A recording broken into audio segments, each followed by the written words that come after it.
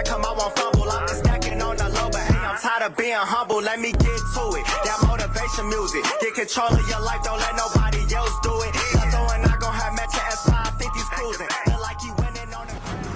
Yes, sir. What's up, everybody? Welcome back to The Run with me, Manny Wilson, all the way from Detroit to Chicago to your speakers and headphones. Now, I appreciate you tuning in to the first interactive sports podcast, a community that makes sure your voice is heard. So if you hear something you agree with, you disagree with, you like, or you dislike, or maybe you just want to outsmart me on something I said, hit us up on the voicemail line, 219-413-9405. And of course, we will play your take back on our next episode. And speaking of episodes, shout out to SeatGeek for sponsoring this episode. Get $20 off of your first ticket purchase when you use the promo code The Run Podcast. Now, this code can only be applied for first-time users on the mobile app or website. So I don't know about you, but you better go to one of these concerts, one of these basketball games, something, and save yourself $20. Now, in terms of my Falcons, I'm definitely going to be looking forward to going to one of these games next year, especially after all the changes that they've made on this roster. And I mean, they've made a lot, new coach, new GM, a lot of changes from head to toe in this organization. And it leaves a lot of people wondering what will be next in terms of who they will target in free agency, who will come back to the roster. Will we pay Kyle Pitts? This is the biggest thing that everybody's talking about. And this is one of the biggest things that I want to target specifically is paying Kyle Pitts. Now, Kyle Pitts, initially, a couple months ago, I said, Falcons cannot pay Kyle Pitts. It's not going to be possible to pay him that much money. Not enough cap space in the Falcons bank account right now. There's just not enough space to be able to do these type of things. However, it's possible now because thanks to Kirk Cousins, he really showed out and showed up because this man restructured his contract. Now he's going to be possibly released or traded to another team because his contract is less top heavy, as you could say. That's the best example I can give. A lot of the money that the Falcons agreed to pay him is now put on the back burner, on the back end. But if he's released before a particular date, I believe it's coming up in February or March, then we don't have to pay Kirk Cousins that money, and it's now belongs to the new team. But his contract is more feasible for a new team to pick him up because he restructured it. So this helps the Falcons tremendously. And blah, blah, blah, blah about Kirk Cousins. Ultimately, this freed up about $27 million in cap space for this following year of 2026, this offseason. And I'm so excited because now we have a lot of different options in how the Falcons can use this. So I want to revisit the initial question. Can the Falcons pay Kyle Pitts?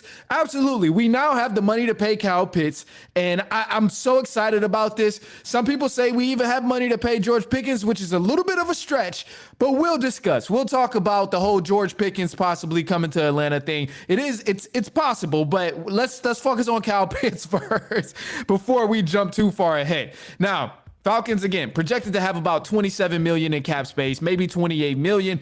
But initially, a lot of people, including myself, are saying the Falcons should franchise tag Kyle Pitts. That estimated franchise tag for Kyle Pitts would possibly be around 15 to 16 million per year. Really 1 year, and then the following year, we would have to extend Kyle Pitts. The way I look at things now, it's pointless for the Falcons to franchise tag Kyle Pitts, especially since we have the money, because if we wait to pay Kyle Pitts another year, the salary cap is only going to increase. So instead of paying Kyle Pitts maybe $20 million a year, we might even be looking at $23 to $24 million a year, because there's a lot of tight ends top of the line that's already making just about $20 million a year. So let's review. Paying Kyle Pitts is going to be a little bit cheaper in a sense because now we don't have to pay him as much per year. So if we franchise tag him, we're kind of shooting ourselves in the foot because we're delaying the process of paying him a certain amount. We have the money, let's go ahead and pay him. And when I think about the number of what we would have to pay him if we did not franchise tag Kyle Pitts, is maybe between 18 to 21 million. So it's a little bit more than that estimated 15 million for a franchise tag. But at least this way, if we outright pay Kyle Pitts 18 to 21 million, maybe even 22 million per year, and that sets us about 80 million for 4 years. This just sets us up for the long run, and it's cheaper down the stretch because the salary cap is going to increase. Right now, And you know, it's a little scary. It's a little scary looking at this with the increase, but I think it's well deserved. It's a very good chance Kyle Pitts becomes the highest paid tight end in the NFL. And a lot of things go to the salary cap increasing, which is a big reason. But last offseason, we seen George Kittle, who's 32 years old, sign a 4-year, $76 million deal, which is about $19 million a year. Then on the other hand, Trey McBride signed a big deal last year as well for about $19 million a year, 4 years, $76 million. And even crazier, Travis Kelce signed a 3-year deal or a 2-year deal that was for $17 million a year. So Kyle Pitts, who's coming off of his best season, 25 years old, huge amount of potential, showed what he can do when he actually has good targets and a solid game plan where the quarterback is throwing him the ball. Yes, he's definitely going to get at least $19 million coming up in this offseason. So I wouldn't doubt if the Falcons possibly gave Kyle Pitts 18 to 21 mil, and it's definitely doable with this amount of money that we have in cap space right now. So the way we would have to kind of process this for it to make sense and for it to not hurt us as much is we have to backload the contract. So let's say Falcons do sign Pitts, and I'm on board with this. So I would love for the Falcons to sign Kyle Pitts for a 20, 21 million a year type of contract, 4 years, 80 mil. He's going to break the bank, and he's probably going to become the highest paid tight end. I mean, hey, you got guys like George Kittle, who's 32, breaking the bank, highest paid tight end, and now the salary cap is increasing. So I just see Kyle Pitts getting a bag. I see him getting a tremendous bag, and it's actually worth it because this is a guy who's coming off his best season of his career. He became the second tight end in NFL history to have 1,000 receiving yards as a rookie. So literally since he got drafted, he's shown his potential. Last year, he broke a franchise record of most receiving yards in a 4-game span with the Atlanta Falcons. He's also almost, I don't even want to misquote it, so I'm not even going to say that part. But we know what type of season Kyle Pitts had. And now that the Falcons have the money to do it, they got to go ahead and just open up the checkbooks, pay him. Now, if you restructure it in a way, or you structure the deal in a way where it's not killing us year by year, then we can have some success. So what a lot of teams in the NFL do, although the average amount will say, oh, well, Kittle is getting an average of 19 million per year, or Trey McBride is getting 19 million per year. A lot of times what these teams do, the first couple of years, they'll give you maybe 4 million, 6 million, and then they'll backload the contract like crazy toward the back end. So the last 3 to 4 years of that contract, that's when the star is seeing the most money. So I think the Falcons should go this route with Kyle Pitts, especially since he's probably going to be the highest paid tight end in the NFL, considering the salary cap, considering the season he just came off of, and what everyone else as a tight end is making in the NFL. So they got to backload this contract. That way they can still have money to bring back other guys on the roster. D. Alford, whether it's Leonard Floyd, who's a veteran presence there. You got a lot of guys who you definitely want to bring back. So you'll still have some money to bring back those guys. And even better, you might even have more money to be able to finally extend Drake London and Bijan Robinson. And that's ultimately what you really want. So I know I'll touch on the George Pickens thing in a minute, but this is the main priority. You want to lock down the guys of Kyle Pitts, Drake London, and Bijan Robinson. You can secure Kyle Pitts this season, backload the contract, and then give Drake London his money because he's going to be up for a contract as well. You want to do it sooner rather than later, because the more you wait to pay your star players, the more that price is going to go up. If we extend Drake London now and Bijan Robinson this offseason, it's going to be much more less than what we'll have to do if we wait 2 years until Bijan Robinson's contract is up and the salary cap increases even more. So yes, it's going to look like we're paying these guys a crazy bag. And yes, Kyle Pitts might become the highest paid tight end, where it looks like a crazy bag of him getting 21, 22 mil per year, which will total out about 80, 82 million out of 4 years. Yes, it's going to look a little nuts, but on the flip side, down the line, that salary cap is only going to increase. Most guys who become the highest paid at their position, it only lasts for about 1 to 2 seasons because that salary cap is increasing time after time. So I see no problem with the Falcons making Kyle Pitts the highest paid, and I just think it's going to happen. And it's no ifs, ands, or buts about that. Now, the whole thing here, here's where they get a little crazy, because when people start saying we got to add George Pickens into the mix, who's an elite free agent, this is where I see a little tension, because I truthfully don't really see it being a way where the Falcons can bring on George Pickens. As much as I would love for George Pickens to play alongside Drake London, Bijan Robinson, and Kyle Pitts, it's going to be tough to even break that down and put a fantasy scenario behind that in the salary cap, because even if we backload the contracts like crazy, you're still looking at a guy who's probably going to be averaging about 30 mil a year, and George Pickens and also Drake London, because both of these guys are elite wide receivers.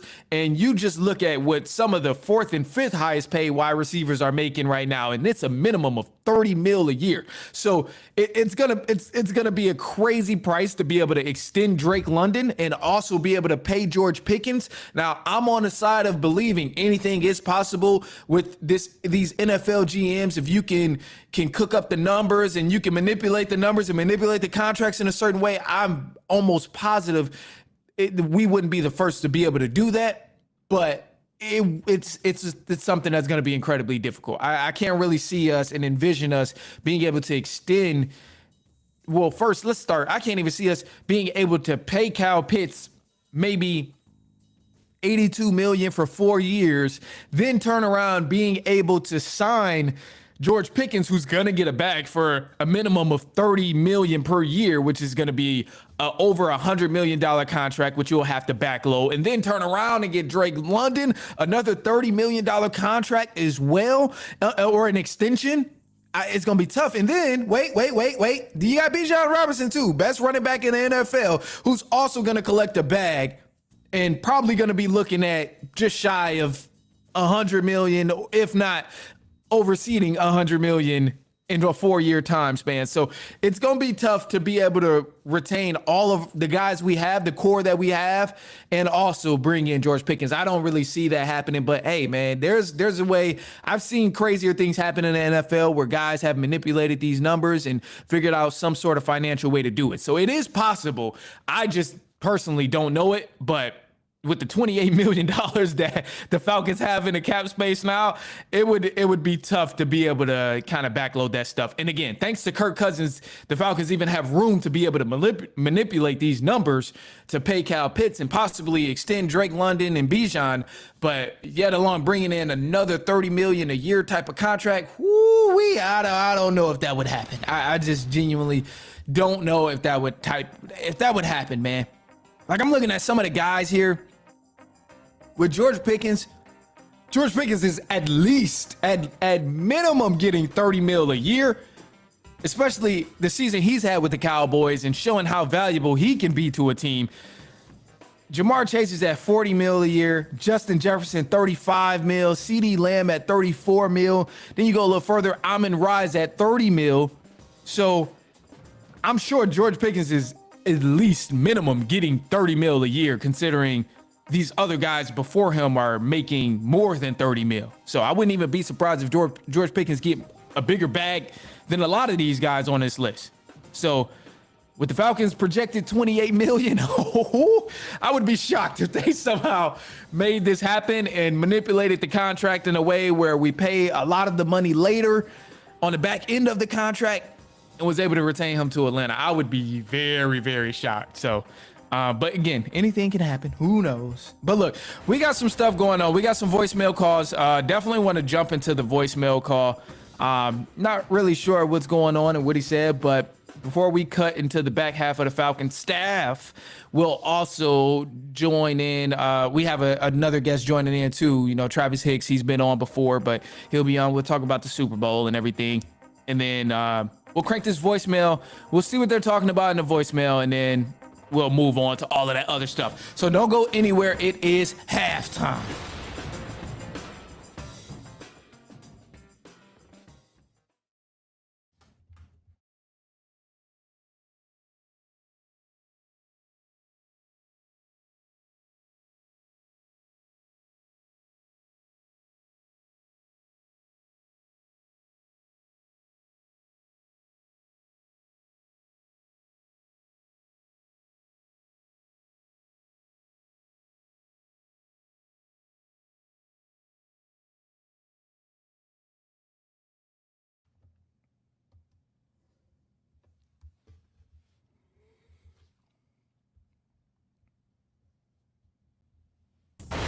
All right, man. Welcome back to The Run with me, Manny Wilson. Hit us up on the voicemail line, 219-413-9405. And of course, we'll play your take back on the next episode. Now, let's go ahead and just jump into the voicemail here. I think it's pertaining to the Atlanta Falcons, so this is actually perfect. But let's go ahead and hear what this guy is saying, or girl. I don't know. I haven't listened to it yet, but let's hear what they're saying. Let's do it. So this is my take on the season. It's good. I feel like the Falcons gonna make some moves. We're gonna hit them playoffs. We're gonna be like one of the best teams in the South. We really can't lose with the team we got for real, though. I ain't gonna lie. Sign the biggest Falcons fan, Brandon, also known as PFM_brand on TikTok. Okay, actually, we heard this one before, actually. So this one wasn't too new. We actually played it before, and we did respond to it last episode. So maybe that was just the error on my end. But I definitely agree that the Falcons should 1,000% hit the playoffs this time, considering new coach, new GM, new president of football, and hopefully we re-sign Kyle Pitts, retain some of the other talent we have from the defense as well. Could be extremely helpful. So I'm definitely on board with that. But again, if you want to hear the more in-depth response, go ahead, check it out on the previous episode. I believe it was the last episode we just recorded last week. So check that out, and then we'll go on from there. But until then, look, man, we got some news for the run. And also, special guest Travis Hicks is joining the pod as well. Talk about these Super Bowl picks and Super Bowl predictions and just some of the things we are looking forward to seeing in the Super Bowl between these two teams. But look, let's jump into the news, man. Let's hear about these news and all these coaches that's happening or that have a new home in the NFL, really. So let's do it. So obviously, as you know, there was over, I believe, 10 teams in the NFL after the season ended that needed a head coach and that ended up finding a head coach. So let's just break this down. I want to share the screen too, so you can kind of look at some of the people and review some of the people as well. So let's start with the first team here, the Tennessee Titans. They needed a head coach. All of these teams needed a head coach, which is just wild. Absolutely crazy. Okay, so Tennessee Titans, they hired Brian Daboll as their head coach, former head coach of the New York Giants, who was fired. The Los Angeles Chargers, they didn't hire a head coach, but they did hire a new offensive coordinator, Mike McDaniel, which is a great hire. This is someone who was the former head coach of the Miami Dolphins and was relieved of his duties. And a lot of teams wanted Mike McDaniel to come call the offense. So this is a huge pickup for the Los Angeles Chargers. The Kansas City Chiefs, they also did not get a new head coach, but they did get a new offensive coordinator. And this offensive coordinator, he was once the Chiefs coordinator before, but Eric Bieniemy, he was there when the Chiefs won the Super Bowl with Tyreek Hill. Those multiple times they took a Super Bowl trip and just had an unstoppable offense, kind of helped Pat Mahomes become an early candidate to be the GOAT of this era. But that's definitely going to be good for the Chiefs, especially coming back next year. They might not have Travis Kelce, so it'll be interesting to see. Lions, they did bring in a new head coach, or not a new head coach. That is incorrect. They brought in a new offensive coordinator. And Drew Petzing. Yeah, I don't know too much about him, but they did bring him in. Miami Dolphins, they brought in a new offensive coordinator as well. They did finally get a new head coach. I will review that in just a sec. Commanders, they brought in a new offensive coordinator. These are a lot of offensive coordinator positions. And actually, this just reminded me that I am on the wrong list, but to give a correction to something I said incorrectly about the Tennessee Titans, Brian Daboll is not the head coach. He is the offensive coordinator there, and this is the head coach list here for everyone who is on the stream. So the Tennessee Titans did not hire Brian Daboll. I knew he joined the staff, but it was Robert Saleh. I thought that sounded a little weird. So Titans hired Robert Saleh as the head coach, who was formerly the New York Jets head coach, and then he also went to coach the 49ers defense, and now became the Tennessee Titans head coach. But he brought on offensive coordinator Brian Daboll to call the plays on the offensive side of the ball. The Buffalo Bills, they got a head coach, Joe Brady, who was the former offensive coordinator for the Buffalo Bills, stepped up, became the head coach. Steelers, they brought in Mike McCarthy after parting ways with Mike Tomlin. Mike Tomlin, he stepped down. He didn't get fired, stepped down from the Steelers, and the Steelers brought in Mike McCarthy, which is crazy. Ravens, they brought in Jesse Minter, who was on the Rams, or I think it was the Chargers. Could be wrong, but he is a first-time head coach. Giants brought in John Harbaugh, former Ravens head coach. The Atlanta Falcons, as you know, brought in Kevin Stefanski. I talk about it all the time. Still not super happy about it, but we're figuring it out. We're being optimistic. Miami Dolphins hired Jeff Hafley. Tennessee Titans, as I said, Robert Saleh. Cleveland Browns up there, they hired Todd Monken, who was the offensive coordinator for the Baltimore Ravens. A lot of people wanted Jim Schwartz, who's the defensive coordinator for the Cleveland Browns, to step up and be the head coach, but the Browns decided to go a different direction, and this did create a little tension, at least per sources of the media. This is what the media has said. Other than that, you have the Arizona Cardinals. They brought in Mike LaFleur, not Matt LaFleur, Mike LaFleur. Matt LaFleur is still the coach of the Green Bay Packers. Mike LaFleur is a completely different person. And the Los Angeles Raiders, or the Las Vegas Raiders, they, not 100% official, but it's said that they will land Clint Kubiak, the Seahawks offensive coordinator, as their new head coach. So congrats to them. I'm happy for Clint Kubiak. I wanted Clint Kubiak in Atlanta, but obviously things didn't go down that way. And I mean, I wish them the best. Raiders, they got a lot of salary cap. They got a lot of space. They get another first round pick in the NFL draft. So that'll be huge for them.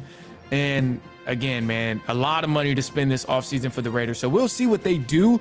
But let's go ahead and just kind of bring up some of the Atlanta Falcons staff here, because this staff on the Atlanta Falcons, obviously new staff from head to toe. And I just want to break down some of the candidates and just like how I'm feeling about everything that they have going on. So obviously president of football, this was a newly created position. Matt Ryan, former MVP, stepped in, became president of football. The GM of the Atlanta Falcons was recently hired, Ian Cunningham. Happy about that.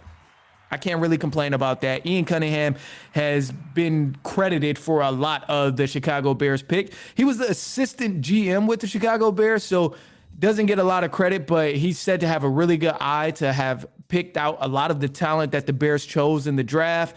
Loveling being one of those guys, Caleb Williams being one of those guys. And it seems like he's pretty level-headed in terms of not following the hype of certain draft candidates and just picking based on skill and personality. So I'm content with Ian Cunningham. And then head coach here, we have Kevin Stefanski for the Atlanta Falcons. Defensive coordinator, Jeff Arbich came back. Offensive coordinator, Tommy Rees, who was the offensive coordinator for the Cleveland Browns. And there is many guys who follow Kevin Stefanski to this Atlanta Falcons staff who were from the Cleveland Browns. And I'm not going to lie to y'all, man. It's a little concerning. I'm a little concerned that the Falcons have brought over so many people who were from the Cleveland Browns staff. Now, not necessarily in the front office and in terms of coordinator or head coach positions, it's things like that. Now, obviously, you know, head coach is the only Cleveland Brown guy that we brought over, and then offensive coordinator is the main sources. But there's a lot of position guys. Receiving position, we just brought over from the Cleveland Browns. There's, I think, pass game coordinator as well, we just brought over from the Cleveland Browns. And I could be wrong, but quarterbacks coach also came from the Cleveland Browns. So Atlanta Falcons have picked up a lot of coaches that were from the Cleveland Browns. And I'm not going to lie to you, I'm not incredibly happy about it. I'm a little nervous about it because this is a Browns team who didn't even win 7 games. And now half the staff on the offensive side of the ball is coming to play with the Atlanta Falcons. And I'm a little concerned. It's scary. I'm trying my best to really stay optimistic that Stefanski knows what he's doing and he has a good judge of character of who knows good football players and who doesn't, and who can develop good football players and who cannot. So I'm trying my hardest to trust Stefanski, but I'd be lying if I told you it was easy, especially considering he's bringing a lot of the guys who were on that Cleveland Browns staff over to the Atlanta Falcons. It's just scary, man. I don't want a bunch of losers to come over, and that's really my biggest fear, is like that Stefanski, who's someone who really didn't win that much with the Cleveland Browns. I know, 2 playoff appearances, coach of the year 2 times. I get it, all of that. But truthfully, he didn't win that much with the Cleveland Browns. And that's a hard thing to do, of course, winning with the Cleveland Browns. But now, not only is he bringing guys, or not only did we bring him who doesn't win that much with the Cleveland Browns, but now he's bringing other guys that were with the Cleveland Browns that didn't win a lot either. So we got almost, I'm trying not to look at it this way, but we kind of got a staff full of guys who don't know how to win. And that's what concerns me on the offensive side of the ball. Obviously, Jeff Arbridge and his staff on the defensive side, a lot of those guys are still retained, it gives me a lot of hope. But the offensive side, we gotta kick it into gear, man, because there's so much talent on this offensive side of the ball. And I would just be devastated to see this offensive side of the ball, the talent over there, be wasted again. I mean, that's what we've seen the past 3 years. Bijan's talent being wasted, Kyle Pitts being wasted, Drake London, Penix, we've seen a lot of guys' talent being wasted on this Atlanta Falcons offense, and we've seen a glimpse of some potential, but ultimately they haven't been consistent. So that's what I'm a little concerned about with this staff and us bringing a lot of guys from the Cleveland Browns on the offensive side of the ball. It's just a little concerning, but who knows, man? Maybe I'm wrong. I really hope I'm wrong. And this is an instance where I hope I've been wrong about Stefanski all this time in terms of him not being a winning coach, him not really understanding how to develop quarterbacks. And it's a lot of negative things I could say about Kevin Stefanski and also the other guys he's bringing on staff that were with the Cleveland Browns. It's a lot of negative things I can think of and say, but I'm really trying to be optimistic. And I just hope I'm wrong, and I hope they really prove me and everybody else who's doubtful of this offensive staff wrong in terms of them being able to produce on the field. I'm just a little nervous. That's all I can say. Other than that, though, look, man, that's all I got for you. We do have actually another part of the episode. I don't even know why I was about to jump ship like that. Another part of the episode we do have with Travis Hicks. So don't go anywhere. We're jumping into that right now with the Super Bowl preview and things we want to see in the Super Bowl. Let's do it. And for those who are on the stream, of course, you know I can't leave without saying goodbye. I will see you guys later. I appreciate you for tuning in. Of course, hit us up on Instagram at The Run Podcast, TikTok at The Run Podcast, Facebook at The Run Podcast, YouTube, The Run with Manny Wilson, and wherever you get your podcasts, listen, Spotify, Apple Podcasts, wherever you listen, search up The Run with Manny Wilson, and we got you. So other than that, man, we are up out of here. I will see you guys actually tomorrow because Travis is coming on tomorrow. Big surprise. But we'll see you tomorrow. And yeah, and so on and so on and so on.